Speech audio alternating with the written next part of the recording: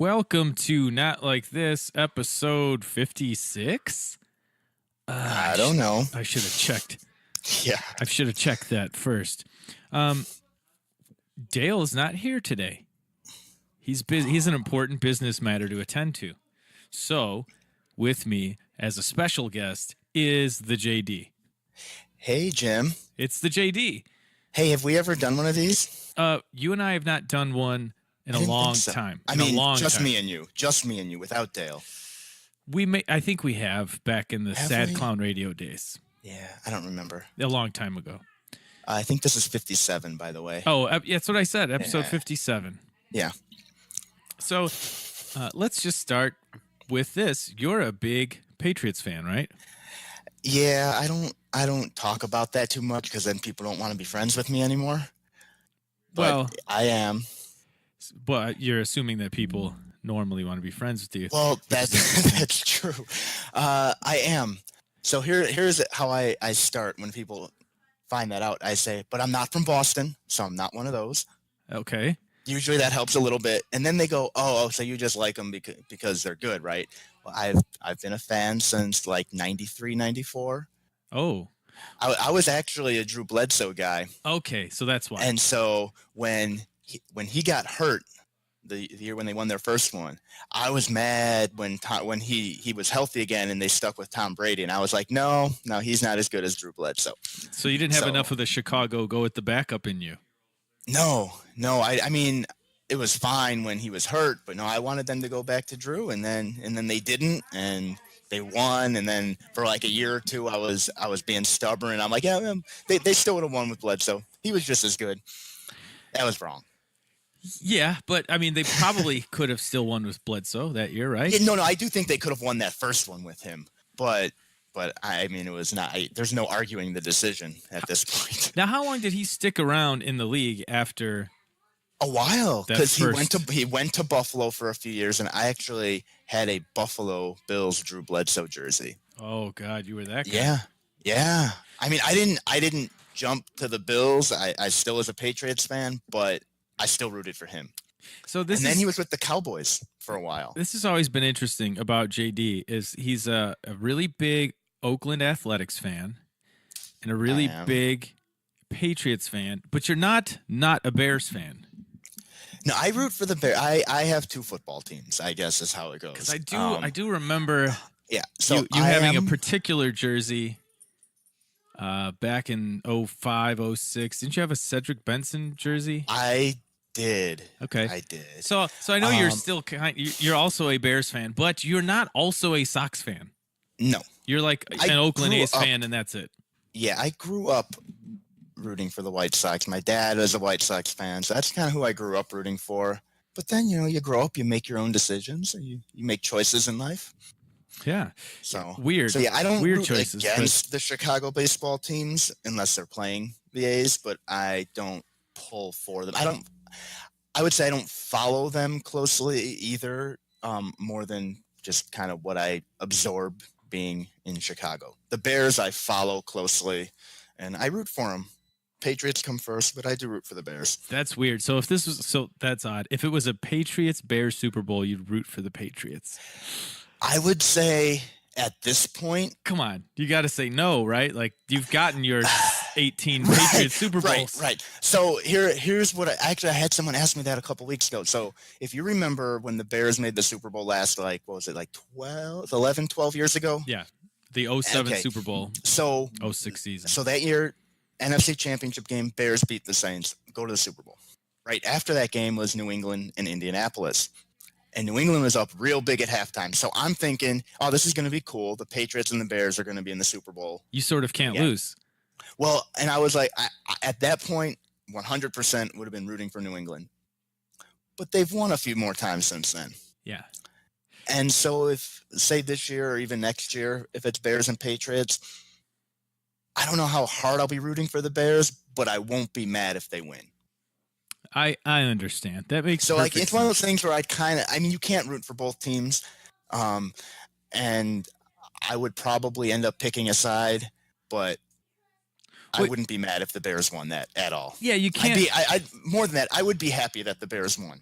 I get what you're So saying. You can't root for both teams, but in the end, you also don't really have a losing scenario. Right. And I think I'd actually, in that scenario, be happier if the Bears won. So it'd be more like if the Patriots won, I'd be like, yeah, that's good. That's good too. When I was growing up, I'd be pulling for the Bears. I was a super dumb Sox fan. Meatball, hated the Cubs for no good reason. From about the age of 5 until I was like 21. Just didn't, just dumb Meatball, hate the Cubs. But now, if the Cubs and the Sox were in the World Series, I would 100% be rooting for the White Sox. But I would also feel like it is a no-lose scenario for me because my 9-year-old is a huge Cubs fan. My father-in-law is a huge Cubs fan. My grandpa, my uncle, everyone in my family other than me and my dad and my wife are Cubs fans. So, say the Cubs and Sox play each other in the World Series. To me, I look at it as Chicago wins. I mean, Chicago. It's all about Chicago, that whole World Series. Back and forth. No, Joe Buck, no matter what happens, he's got to say Chicago wins the World Series. Like it would be, I would be sad if the Sox lost, but I wouldn't be as mad as if they lost to just like Cleveland in the playoffs or the Twins, or if they lost to some other random National League team, or oh God, if they lost to the Cardinals or something. I don't hate the Cubs anymore at all. I actually like the Cubs. Yeah, I think the fact that you have a child who's a Cubs fan really probably factors in there because you're happy for him. Yeah, it makes more a than big anything, difference. And you don't want to see him sad. Although, is it Teddy? Yes. He's older now, so you can like give him a little ribbing too if the White Sox were to win. I could. So you would still have. So that would be fun. So it's not like he's like 5 and he'd be devastated and his world would be ruined. He's old enough that he can like handle a loss and he can handle you messing with him and going back and forth. So, but still, you want your kid to be happy. Of course, but I raised him, so I got past my meatballness before he was born. So by the time he was born, he's always been brought up to not hate one team over the other because it's dumb, because they hardly play each other. So he roots for the Sox. We've taken him to Sox games. He has Sox paraphernalia, but he loves the Cubs. But he does not hate the Sox. He loved Chris Sale. He was really disappointed when Chris Sale went away. But he's always been, so he would be happy for me if the Sox won in that scenario. Right. And it is a little different when they play against each other too. So it sounds like you rooted for the Cubs a couple years ago, I assume, right? Of course, yeah. And I did too, even though I'm not a Cubs fan, but I had no reason not to. Right. And a lot of people I knew were very happy with that. So, I mean, again, I'm not buying Cubs stuff. I'm not going to fake like I'm a fan of the team. Same here. But I'm certainly going to root for them. I'm going to, watch the games. I'm going to talk to my friends and family who are Cubs fans and talk to them about it and get into it with them. But I'm not going to go out of my way and be like, oh, I'm a Cubs fan now, because that would be fake. It would be fake. And I don't say that I'm a Cubs fan. And I didn't like partake in celebrating. But I didn't, it's hard. I don't know. It would definitely have been way different. I remember in 2003 being really nervous they were going to win. Because I was still, I was 18, 19 or something, like still hated the Cubs. I hadn't experienced the White Sox World Series yet. The Sox winning has a huge part of it. I was going to say they won in 2005, so that probably makes it better because the fans can't hold it over you like, oh yeah, we won, you didn't. So now both teams have won one, so everyone can get along. Yeah, both teams have won one. I would say like anything that happened before everyone had a radio probably doesn't count. Can we just? No, that's not even really baseball. So I have a hot take on baseball from that era. I can't wait to hear this. And for those of you who normally tune in to hear like horror movie stuff and whatever, we're going off on a sports tangent, but the Super Bowl was yesterday, so deal with it. Yeah. Okay, so my baseball hot take is you probably remember a month or two ago, Adam Ottavino, who was just kind of a decent relief pitcher in baseball, not anything special, said he would strike out Babe Ruth every time. I don't remember that. Oh, it caused controversy, except he was right. Babe Ruth would be trash nowadays.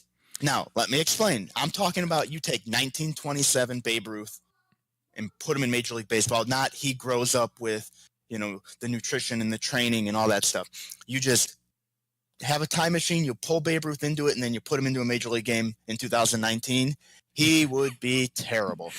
Now, he was a strong guy. So if he caught up to a pitch, it might go a long way. He'd probably have 20 homers in the year, but he'd bat like 140.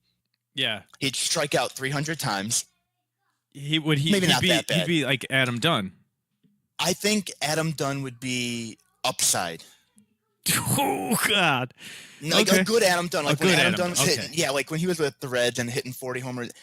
Now again, he was a good ball player. He was a smart ball player. He would make adjustments and all that. But I'm just talking about like that. You take a guy from that era when, first of all, there were a lot of people who weren't allowed to play then. Yeah, a lot of people. I really believe some would say if they really did their homework, Babe Ruth may not have been allowed to play. I've heard that. That is correct. That is correct. And yeah. So the way I think if you took nowadays, like, we'd have to see his hog. That'd be the test. We'd have to do the hog test on him. Yeah. If you took the very best, like, high school or 18U baseball team that's out there today, like whoever wins the championships, I think they would compete. They would compete with major league teams from the 1920s. You know what? They might not win every game, but they would compete with. And here's why: because those kids nowadays are facing pitching that's mid 80s, and that was the best anybody threw then. Like Walter Johnson threw like 92 occasionally, and he was treated like he was a witch because he threw so hard. Yeah, like you might as well not even swing 92. Right, right. So it's like no. Baseball was a completely. It seems like it's the same because a lot hasn't really changed with it, and it's not like football where you watch old football video or old basketball video, and like old basketball is just Wilt Chamberlain like jumping over 6'2" white guys. If time. That. No, those were the centers. Yeah, those were the centers, right? Or Jim Brown just shedding white people. Like I'm just gonna another touch. Get off of me, white guy. Right. I'm scoring another touchdown. And baseball doesn't have that. Baseball, like it looks kind of the same. Like a guy pitches, a guy hits, a guy throws and runs. But no, they wouldn't be. It wouldn't be close. And I think I could play Major League Baseball in 1905. 1905. Maybe not now because I'm in my mid 30s, but like when I was you could be on a team. You could be on a team. Yeah, 10 years ago, I could have played Major League Baseball in the early 1900s. Think about how much easier almost everything would have been because you're dealing with the dead ball. You're dealing with people not throwing hard, big heavy bats. Like I could probably play shortstop back then and like catch balls. Right. Except I'd bring like a real glove from nowadays. That's cheating. You got to use the Mickey Mouse hand. Oh, okay. The Mickey Mouse. Yeah, that's what it looked like. Yeah. Well, you can make that work. It sounds like a hot take, but when you really think about it, it's not. And it's not knocking Babe Ruth. It's like you can't compare across eras. It's almost impossible. Now, here's what I will say to give Babe Ruth credit. You take Babe Ruth and let's just assume that, a team wouldn't put up with all the boozing and everything else nowadays. And if he's like kind of taking care of his body, I'm not saying he's doing CrossFit, but he's like just not actively killing himself every day. I do think that he could become a decent major leaguer. Yeah, if he was just like dropped into this time and they're like, all right, babe, we're gonna get you on that DDP yoga for a while, or some of the Mexican supplements. Yeah, right. I think because again, he clearly was a good hitter, although I don't like his swing. We're not going to get into breaking down a baseball swing today. It's the 20s. I mean, who had a really nice swing? I feel like he would make adjustments to become a guy who could actually maybe hit a breaking ball. Yeah, I mean, not a lot of guys had pretty swings back then. No, they didn't. Who was the first pretty swing? Ted Williams? Maybe. I don't know. And you know what? A lot of them look weird because of the weird frame rate from back then. Yeah. So everything looks like odd and choppy and sped up. 4 frames per second. Right. You're trying to break down film. You're like, I don't know. Right. They don't even know It's if he like- called the shot. They're like, I don't know. Nobody had a video camera. Right. Yeah. You know, Right. all this stuff that happened. We have like the only historical record is some guy keeping score in a book. Right. And he could have just been making half of that up. Yeah, he fell asleep during an inning. Like he wouldn't Who make up knows? the final score. The final score, because that's reported in the newspapers. But like, you don't know who had how many hits. Like, no one's paying attention to that. They didn't even track things that they track now back then. Right. So, like, how many bases does Ricky Henderson steal in 1924? Like, can any Well, none, catcher because Ricky Henderson's not allowed to play baseball in Well, 1924. let's say we give him the Babe Ruth treatment. Maybe we put whiteface on him. But okay, so let's say let me reframe it. A 1924 catcher has to throw out Ricky Henderson in 1982. Right. What's happening? He's probably not throwing him out. Never throwing him out. He has No. like 400 stolen bases in that scenario, right? Yeah. Yeah, there's a lot of ways you can go with it. But it's hard. It's just I don't like getting caught too much in that argument because without Babe Ruth, the progress of baseball it's not even the same sport. He was he's like the first sabermetric guy because he said, wait a minute. Well, yeah, Wait, and he was I can bunt to first and then steal second what if I just hit the ball all the way over there? right, and he had more home runs than like entire teams during Yes. a lot of that era. I'm not discounting what he did. I understand I'm what you're just saying saying 100%. And if anyone that the got athlete upset today, they're not looking at your argument the right way. right? Well, yeah, the athlete of today is much better. It's almost I think that's undeniable. if you said, what if we could go back then and give him the conditioning and athletic training knowledge we have now, he could have hit 1,000 home runs. Like you know? only him though. Nobody yeah, else. nobody got that? else, just him. Oh, right. Take of course. take our technology from now, go back then, and just pile on what he already had. I mean, he hit 714 home runs eating hot dogs and drinking himself beer, to death. like literally killing himself. Yeah. Like And he missed. I think he missed part of a season because he gave himself liver poison or alcohol poisoning, and his liver was shot for like half a season or something. That wouldn't happen today. No, Teams would not allow someone worth that much money to go down that road. I mean, look at when Josh Hamilton came back. Yeah, I was just gonna say. And they basically had like a chaperone with him at all times to make sure he didn't go down a bad path again. And it pretty much worked. I think there was one off season where he had a little slip up. Wasn't it his dad or his father-in-law or something was like always? It may have been, but the teams realized and he realized it. He understood I've got to have that someone with me to kind of keep me going in the right direction. So if Babe Ruth had that, he'd be fine. Yeah, and I don't even know how we got on that. How did we get on? Well, we got on this Ruth? because we were talking about sports. We were talking Right. about baseball, and then you said you had a hot take Oh yeah, okay. about there's my Babe hot Ruth. take. That was Yeah. your hot take. That was. Well, sports fans, you've heard all about JD's hot take on Babe Ruth probably not getting a hit in the major leagues. It's just different. They throw so hard. And guys, And the movement. The movement. There was no cut fastball back then. There was no slider. Do you ever see those overlays they do where they'll show a pitcher and it'll be like all four of his pitches at one time? And you can see how the arm angle, everything's the same. Yeah. And like halfway, then when the ball will move a completely different direction. It's like, how do you hit that? How? Yeah, you have to just guess right. Yeah. And they're all going 95. Yeah. It's like Wii Sports. Yeah.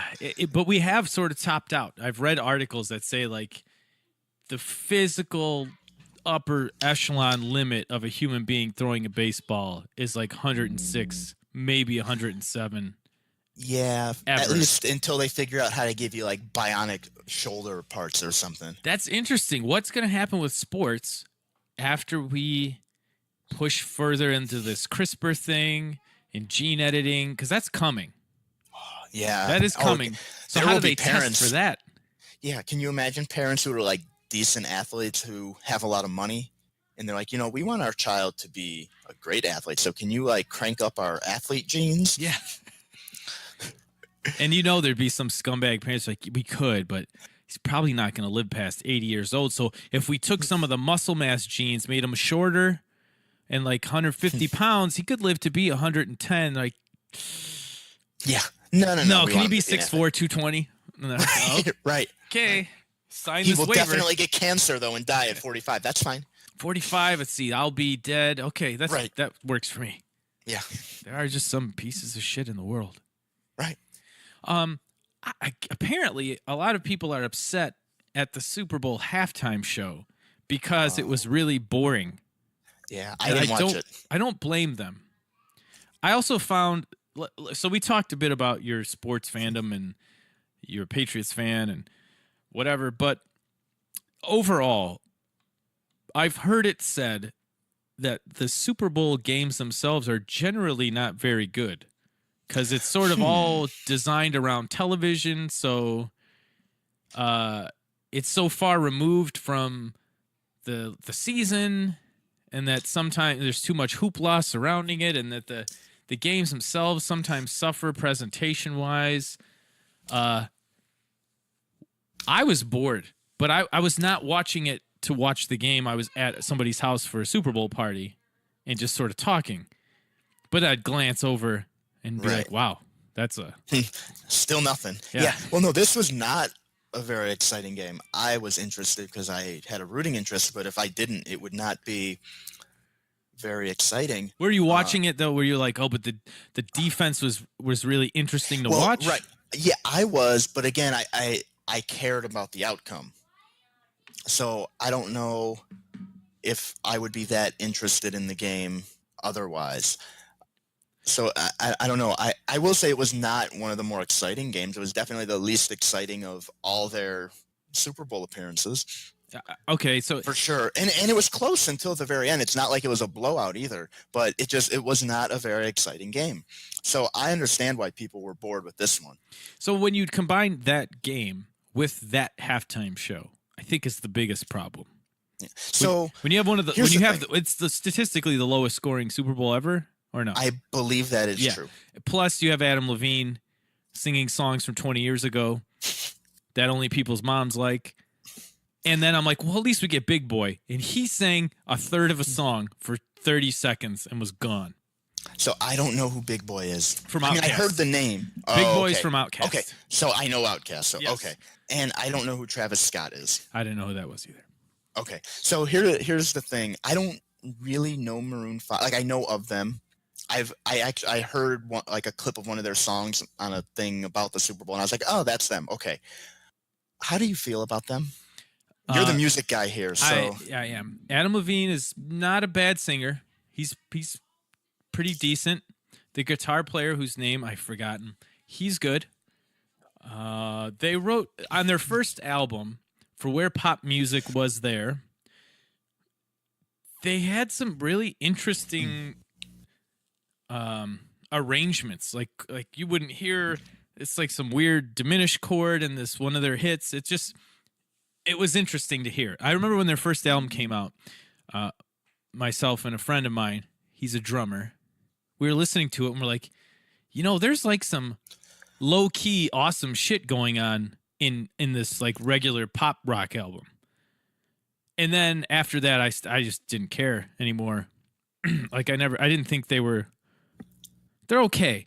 They really got big off that first album though, and it was it's one of those, like, it wasn't one of those scenarios where they get signed to this huge deal and all these people are behind them and they put all this money into this first album. It was sort of like an indie album. And I think it got picked up for distribution after it was recorded. So it just sort of organically got pretty big. And then by the time, like 2005, by that time, like they were pretty huge. But it just seems like since then, the formula for them is, what is the current state of pop rock? And we will write hits that sound like that. And I felt like their first album was sort of pushing things in a funkier direction, like almost like Jamiroquai-ish. And then they sort of moved away from that. I heard them described today as kind of like a totally inoffensive, like a band you would hear on the dentist office radio. Like just something that's like there. It's not bad. Technically, it's fine. Like they're fine. Fine is kind of how I've heard them described. Like it's hard to hate them. Yeah, I don't get. There's a lot of like outrage about them. They're not bad. I mean, you can't. It's not like somebody where. I don't want to shit on artists, but you know, there's artists out there that can't really sing, can't really play, that type of thing. It's not. They're not one of those bands. They're just. Their songs are like you said. They're kind of safe. Although lyrically, in the first album was pretty raunchy for not having swear words, like very sexual in a lot of the songs. So there's that. But yeah, you hear it at the dentist office. You hear it at Kmart or whatever mart is still open. But it is like when I think Super Bowl halftime show, I guess if you look at their body of work, it's sort of like, you know, you could argue that hey, that's Mama's phone. Uh-oh. So the dog took Chris's phone and brought it to me. That was the dog. He took it. He brought it to me downstairs. Oh, well, that was nice of him. Yeah. If you look at their body of work, you could say, yeah, okay, I guess they deserve to have a Super Bowl halftime show based upon sales and charting or whatever. But I feel like past halftime performers have either been like a current, like really, really big force in the industry, like Lady Gaga,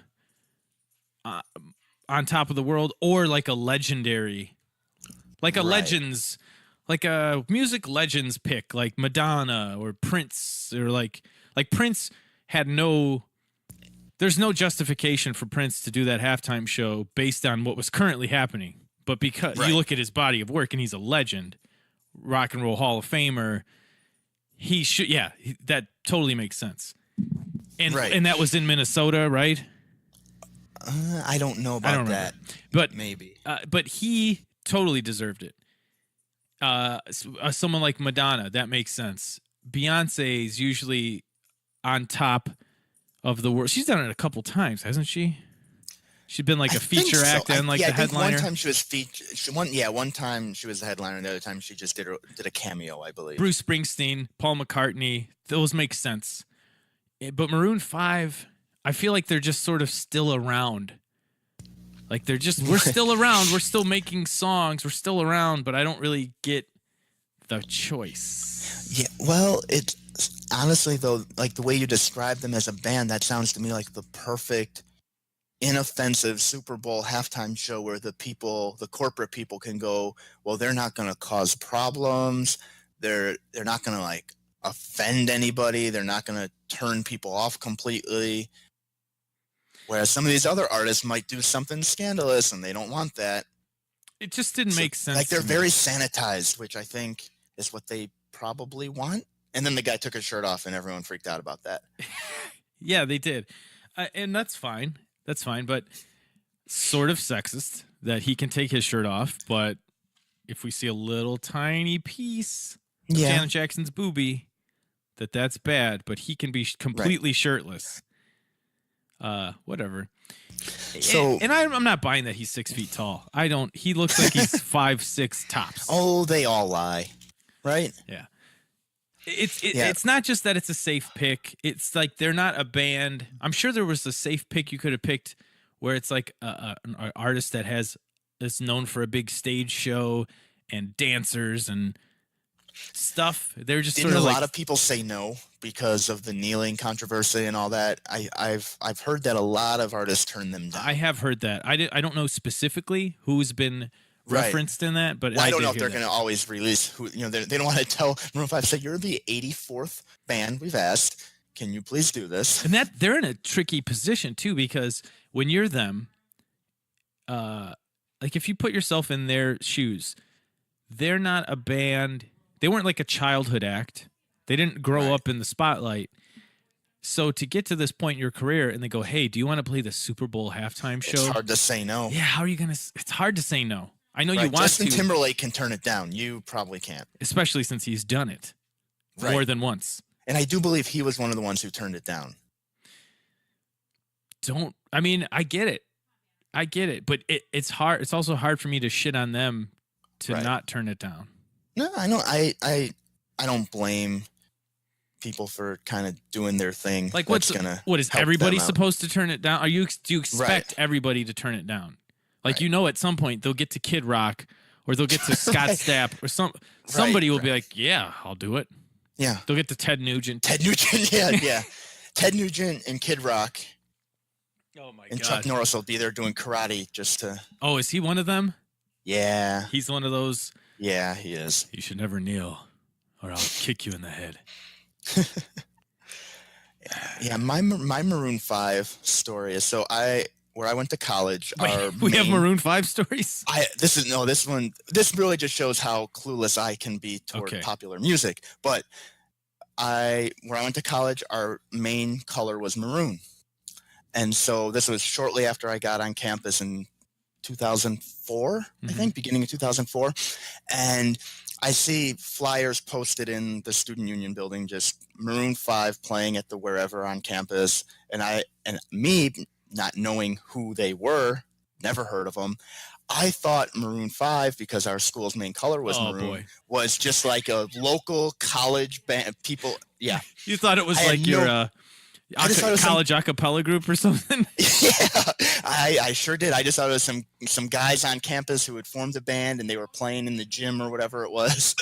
It wasn't until it had to be a year or two later that I saw Maroon 5, heard a song on the radio, and they're like, that was Maroon 5. And I'm like, wait a minute, that's a real band? That is pretty funny because at that point their album was out. They probably had a couple songs on the radio. Yeah, they it were would have still been playing early college 2004. campuses. Right. So if I was a fan of them, that would have been a cool thing to go to.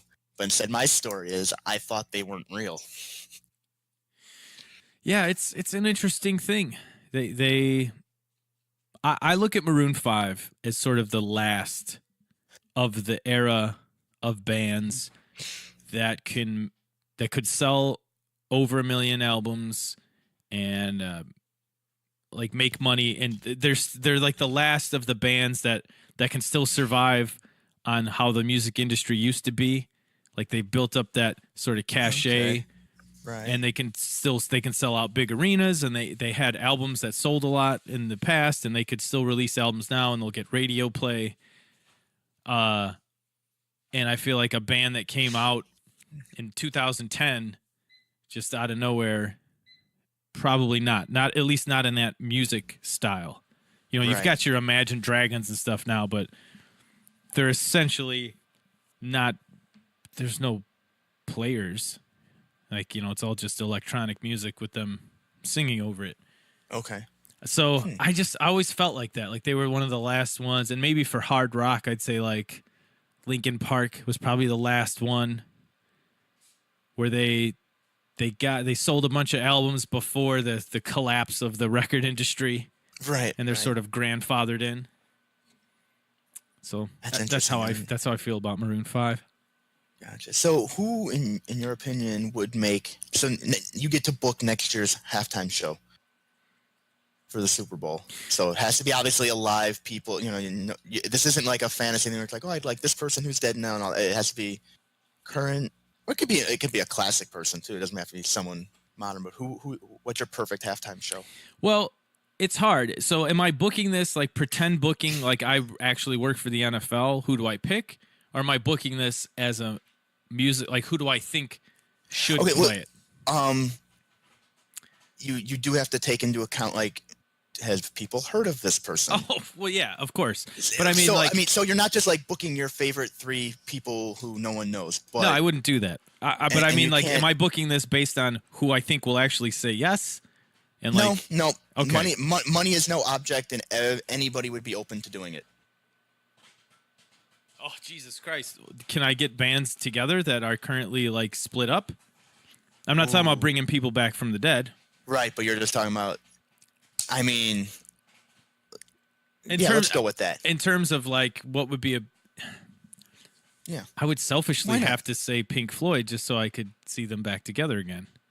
Oh, interesting. Pink And then Floyd you wouldn't even have cameos for that because they've got like their whole no. show. Oh yeah, So they would do like a mini 30-minute like concert basically. Yeah, you'd want production value and all of those things, right? And you get that. And I understand that you could say, will young people be into that?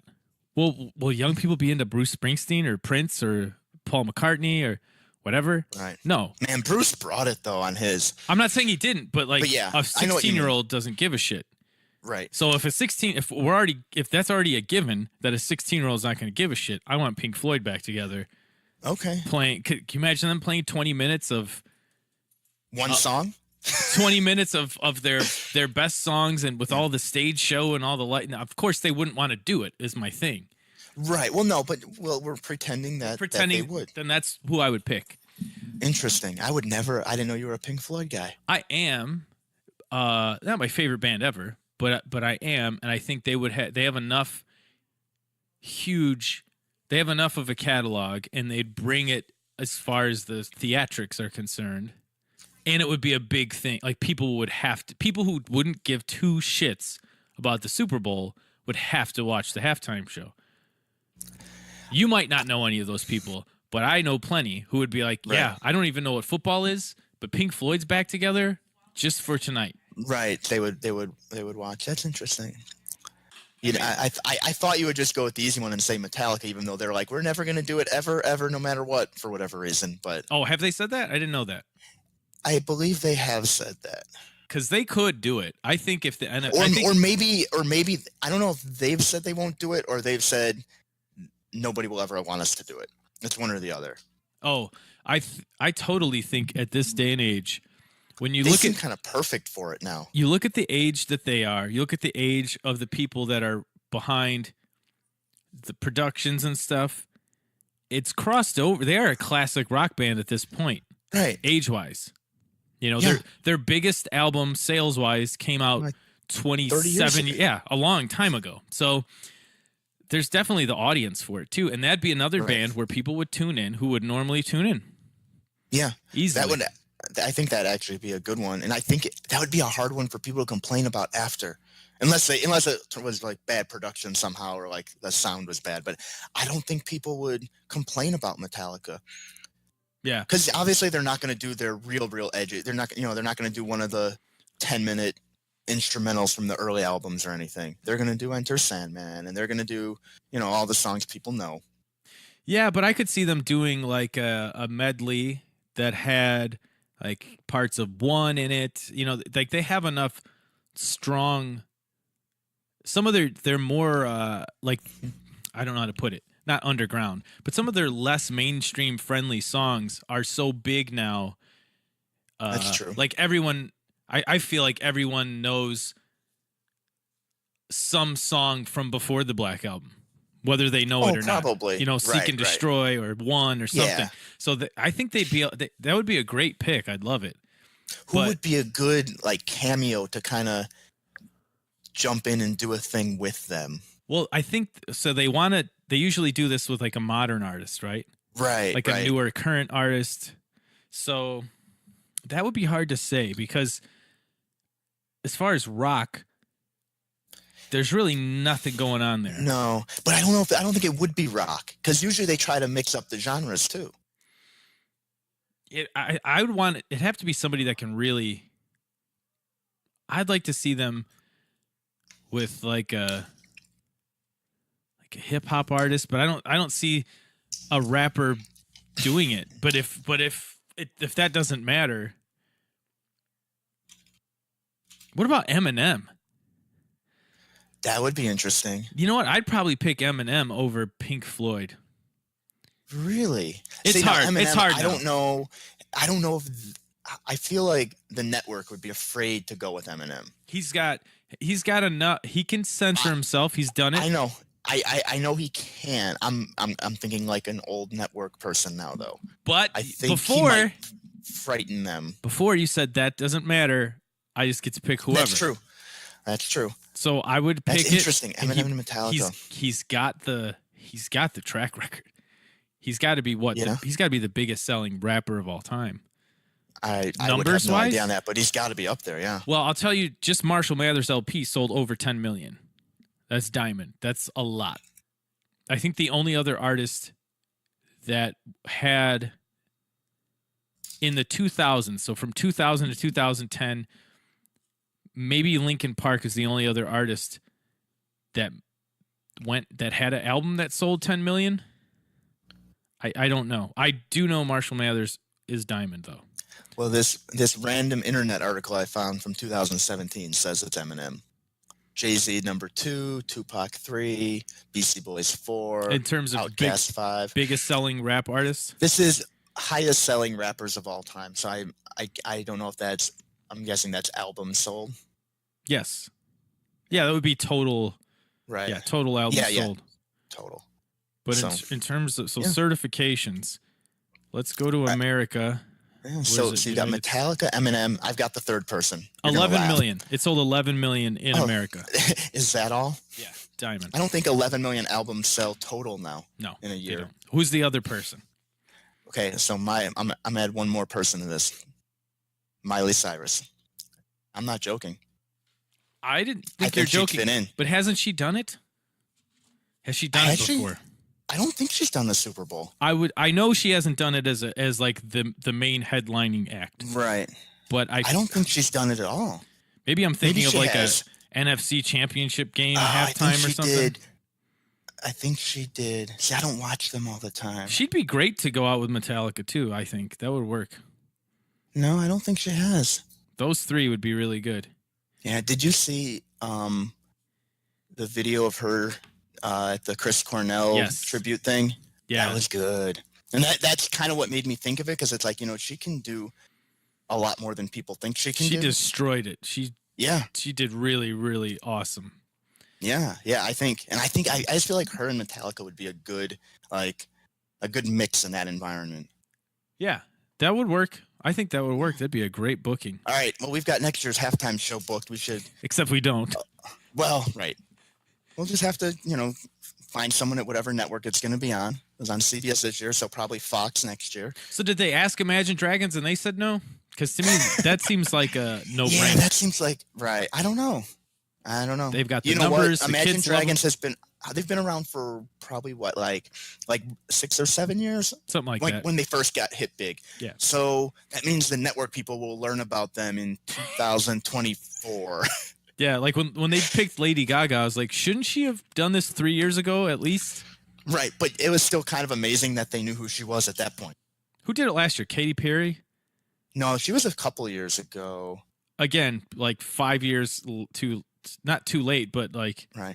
I will say, though, at least they give them time to build up a catalog to do their medley. So every song that they're going to do, you've heard of. Except Bruno Mars.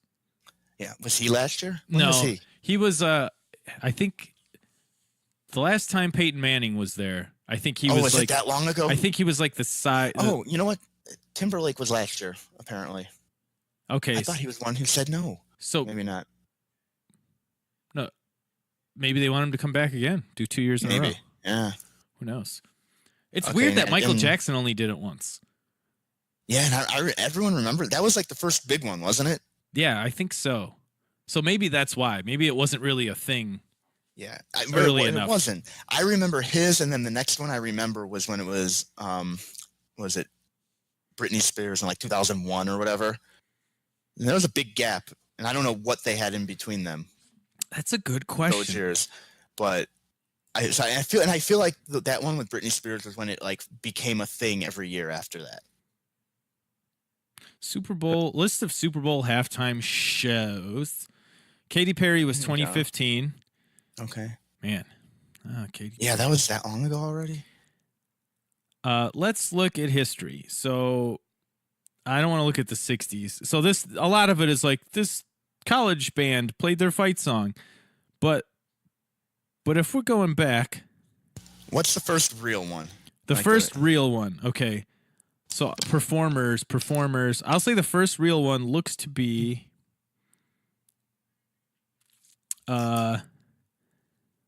Super Bowl 6 in 72. Oh, that long ago. Well, they had Ella Fitzgerald. Okay. And it was a salute to Louis Armstrong. because it was in New Orleans. New Orleans, yeah, okay. And they had the Marine Corps band and everything. And then after that, it's like another marching band, okay. blah blah blah. So let's just skip ahead to MJ. Yeah, because a lot of these, like Super Bowl 22 and 88, Chubby Checker and the Rockettes, like was Chubby Checker like on top of the world in 1988? No, I don't George think Burns so. and Mickey Rooney in 1987. Oh, okay. Okay. So yeah, I think you're right. Let's go, let's see. 89. Nothing. 90. Nothing really. 91, New Kids on the Block. So it looks like 91. Okay. Because we have New Kids on the Block, Disney and characters. They were big then. Yep. So, and then 92, Gloria Estefan. Okay, so it looks like 91. All right. Because then 93 is MJ. That was my, okay. Ooh, 94. Ooh, you're going to love this. 94 is Clint Black, Tanya Tucker, Travis Tritt, and the Judds. Wow. At the Georgia Dome. I was gonna say, I was gonna ask where that was, but okay. Well, there's a theme, but you know what? Those are all names. Like we can make fun of the music, but wait a especially minute. 94. Okay, so in 95, okay, 95, it's in Miami, and the theme for the halftime show. So, okay, just as a point of reference, the last Indiana Jones movie to come out at this point was in 89. So in 95. Wait, Indiana. Okay, go ahead. In 1995, the theme is Indiana Jones and the Temple of the Forbidden Eye. Wait, what is the Temple of the Forbidden Eye? I don't know. Is that like an amusement park ride? I think so. So well, yeah, it sounds like it. The performers are Patti LaBelle, Indiana Jones, and Marion Ravenwood. But no, it wasn't. It wasn't Harrison Ford. It doesn't say Harrison Ford. Right. So it was just a guy. Teddy Pendergrass, Tony Bennett, Arturo Sandoval, and Miami Sound Machine. Okay. 96. So you're right. So we got 93, and then a bunch of big selling country artists, but nobody gives a fuck about. 96, we've got Diana Ross. She's a thing. Yeah. 97. Oh, God. 97, the theme is the Blues Brothers Bash. I remember that one. Blues Brothers 2000. So we have Dan Aykroyd, John Goodman, and James I remember Belushi. that halftime show. Wait, what year? 97. Oh, I think that was year as the Patriots and the Packers. That's why I remember that one. It was 96 I would have season. watched. And I remember where I was watching that game, and so that's why I remember that halftime show. So here's where they really start their trend of too late. They're 98. Okay. Super Bowl Boys to Men. Ooh, totally should have had them at like the 95 one, you know? Right. And then they had Smokey Robinson, the Temptations. Okay. So yeah, who's the next huge? And so that's Motown. Were they in Detroit that year? Well, that would have been. No, they were into a Super Bowl in Detroit. It's a salute to Motown. Right. That's why I was. That's the theme, but they're in San Diego, California. San Diego. The other Motown. The other Motown. So we've got the mix of the legendary artists and the new. They established their history of new artists, but like 5 years after they were on top of the world. Right. So 99, Gloria Estefan again. So she's on here like 3 times. I remember one where she did it. Big Bad Voodoo Daddy. 99. That's about when they had that one song, right? And Stevie Wonder. Well, he's a legend. Exactly. He's the legend pick. Right. Oh shit, 2000, Phil Collins. Yeah, I remember that 99 one. Oh, Phil Collins. I love Phil Collins. Yeah. But in 2000, well, you got Phil Collins, Christina Aguilera, Enrique Iglesias. So this is where they're doing legends with the mix. So Right. Aerosmith. Got to appeal to everybody. This had to be one of the biggest ones. The one you mentioned. Yeah. 2001, Aerosmith, NSYNC, Britney Spears, Mary J. Blige, Nelly. So that is the first time Justin Timberlake's done it. Yes. U2 did it in 2002, by I've themselves. blocked that one out from my memory. Shania Twain, No Doubt in Sting in 2003. That's a rough one. No Doubt's cool, but yeah, that's just a weird mix. Yeah. Oh, and then Jessica Simpson. Jessica Simpson's 2004. Janet Jackson, P. Diddy, Nelly, Kid Rock, and Justin Timberlake. Yep. That's a the lot. infamous one. That is a lot. That's a full You know one. what? I actually never saw that halftime show because that was another one the Patriots were in, and I was in college at the time, and I watched the first half, and then I went back to my room for halftime just to play on the internet or whatever. And then my roommate came running, and he's like, "We saw a nipple." And then right away they're like, "Who's the oldest person we can get?" Paul McCartney. He won't show his nipples. He won't show any nipples. And then they're in Detroit, and they got the Rolling Stones in 2006. That's another safe old person pick. Yeah. And then we got Prince, which is weird. He shows that was that long ago. Naked ass. Yeah. Tom Petty after that. Makes sense.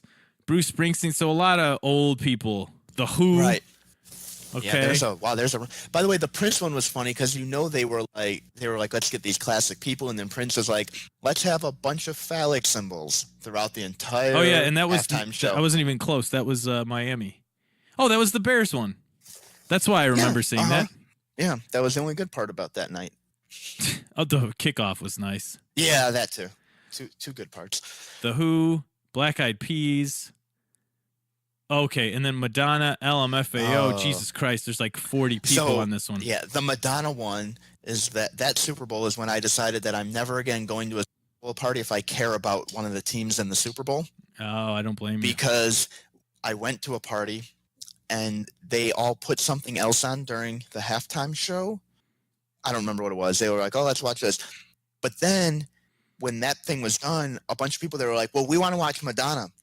So I had to sit there through the entire third quarter watching the Madonna halftime show. Oh God! Missing the game, but that was the Patriots Giants were in that. Is that the helmet catch one? No, that was the other one. That's the one after. That was the second time. Okay. Yeah, and I'm getting like text updates from a friend, like, "Oh, here's what's going on." That's the second time a jobber quarterback beat them. Yeah, same jobber. Yep.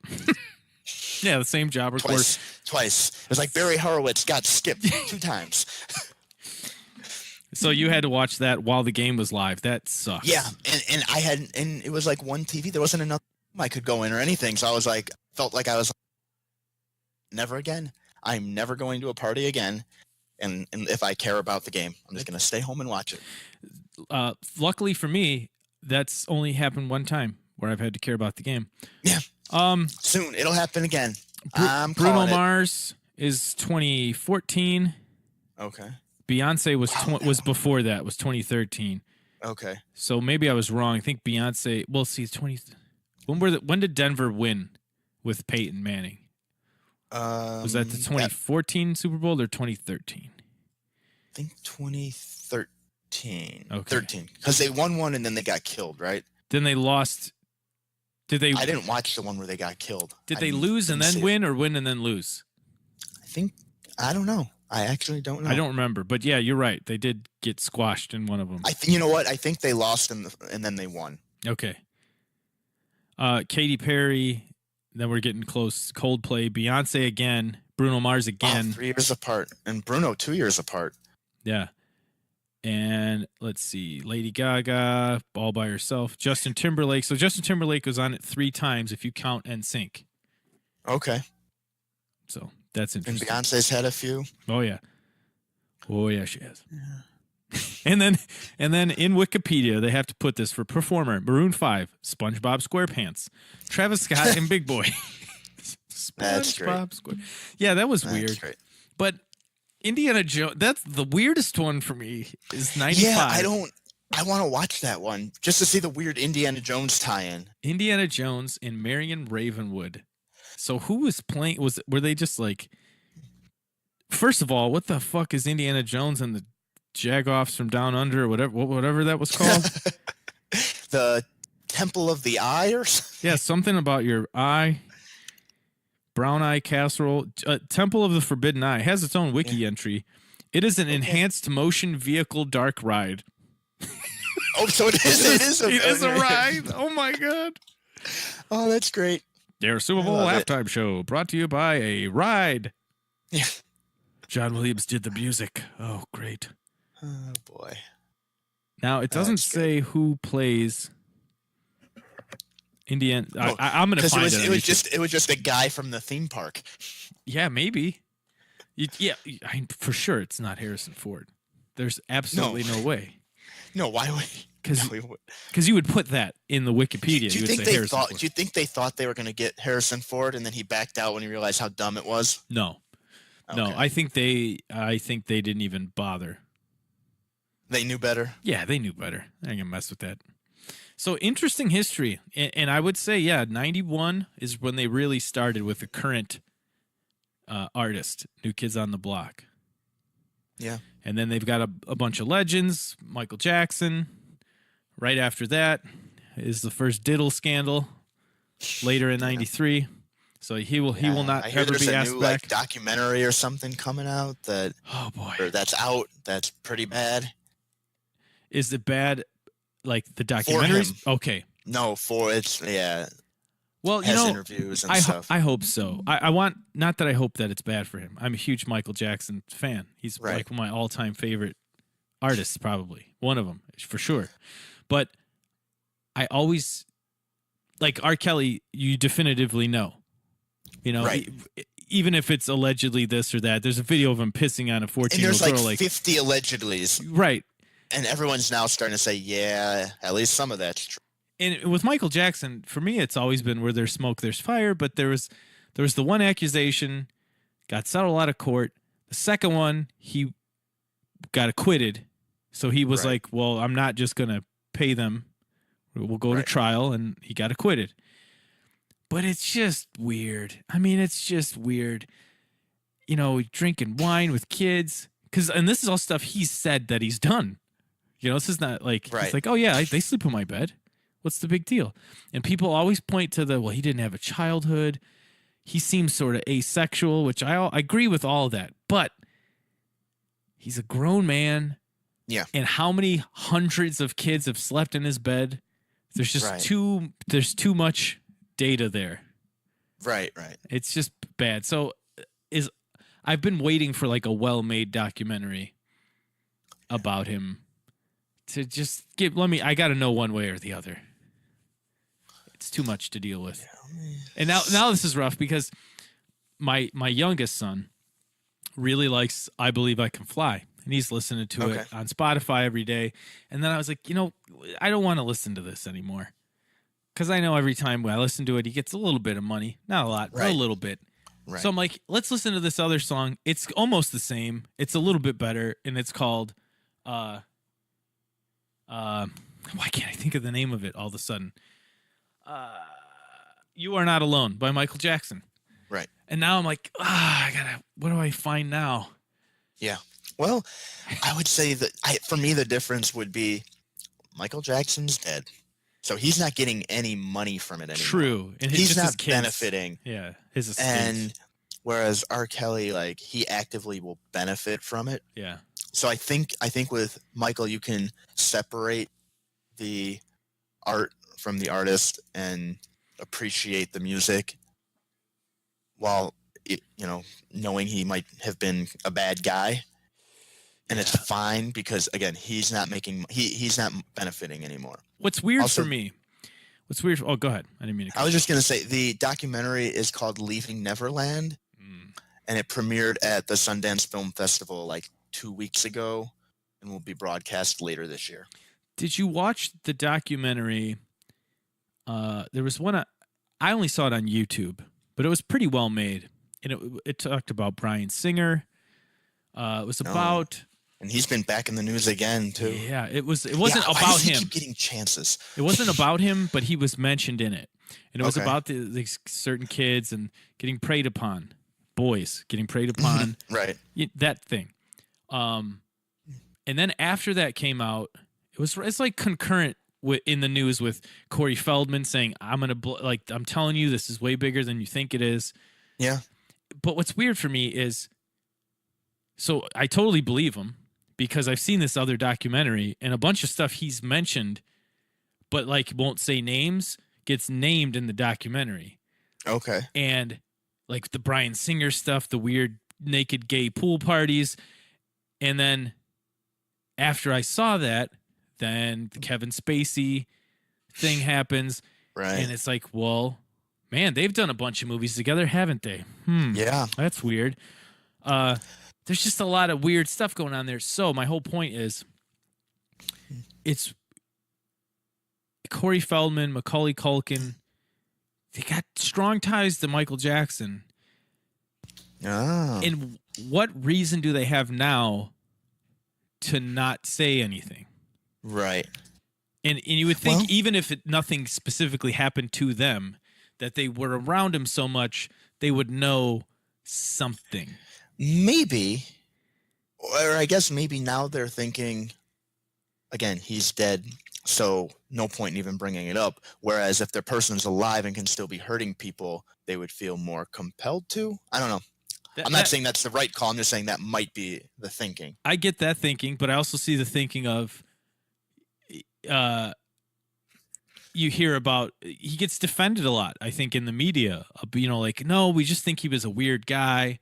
Right. And I would think if you knew something, you'd have to be like, look, can we stop with this? He's just a weird guy.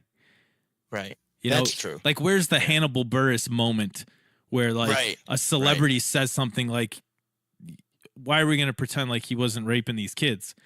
Right. I still can't believe that Buress thing, especially because like the information was out there and I had never heard any of it until that Buress thing. And after the Buress thing, you heard other comics talk about it. Right. Where they're like, we know about this stuff. And I've heard other stories where like he would have them do other weird stuff. Like he was also just like a weird bad person and a rapist. Like right. Like he would make the hotel staff like tuck him in to bed at night and like serve him food after everything's closed. And like you're not allowed to look at him directly. Like just weird celebrity shit. Man, celebrities are messed up. I guess you kind of gotta be to want that life. Yeah. You gotta be a little off, right? Roofing the shit out of chicks. That's yeah. Well, that ended on a down note. Do we have a happy thing to finish on here? Dad Bod's got a show on February 15th in Hammond, Indiana at 18th Street Brewery. February 15th. February 15th starts at 8 o'clock. And on February 9th, this Saturday, the Windy City Rollers, it's their final home team bout of the year. It's at a heliport or something. That sounds scary. Are they on a roof? No, it's like a place that does like helicopter tours or something. It's in Pilsen, which is a neighborhood in Chicago. Just go online, search Windy City Rollers, go on Facebook, search them. You'll find all the information there this Saturday. Go for it. Yes. Well, JD, thank you for filling in for anytime. Our buddy Dale. He's missing. Yeah, well, now is this going to be it's like Undertaker. For the next couple weeks here? Until SummerSlam. So we're going to do like Dale Spotted in the Wild segments each week? Yep, we'll just have a picture that we cut out of Dale from a photo shoot and paste it in front of the Taj Mahal. Right, interview like a guy at a hot dog stand. I saw Dale. I've seen him. I've seen him. He was there. Well, thank you for joining me. Thanks for listening. This is episode 57. Not Like This. I'm Jim Snedeker. That's JD, and we're out of here.